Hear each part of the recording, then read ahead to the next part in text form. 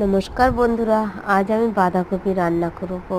প্রথমে বাঁধাকপিটাকে কেটে গুছিয়ে নিয়ে সিদ্ধ করতে দিয়েছিলাম নুন দিয়ে সিদ্ধ করে একটু ফুটে উঠলো, তারপর মধ্যে আলুটা দিয়ে দিলাম, দিয়ে আবার ভালো করে ফুটলো, তারপর আমি ঢেলে নিলাম। ঢেলে নিয়ে জিরেটা ফোড়ন দিয়ে এদিকে আলুটাকে ভালো করে ভাজা করে নিচ্ছি নুন হলুদ দিয়ে।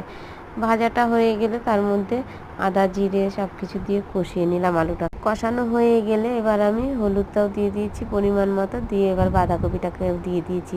বাঁধাকপিটাকে দেওয়া হলে কাঁচা লঙ্কা, নুন আর একটু নুন পরিমাণ মতো দিয়ে আমি এবার ভালো করে কষিয়ে নেব। কষিয়ে নিয়ে তারপরে আবার ঢাকনাটা চাপা দিয়ে দিচ্ছি। ঢাকনাটা চাপা দিয়ে খানিকক্ষণ ফুটলো, তারপর ঢাকনাটা খুলে নিয়ে তারপর গরম জিরে ভেজে রেখেছিলাম সেটাকে বেটে দিয়ে দিলাম, দিয়ে তারপরে আবার গরম মশলা বেটে দিয়ে দিলাম। কি অসাধারণ হয়েছে খেতে! আপনারা এরকম তৈরি করে খেয়ে দেখবেন। লাইক শেয়ার সাবস্ক্রাইব কমেন্ট করতে ভুলবেন না।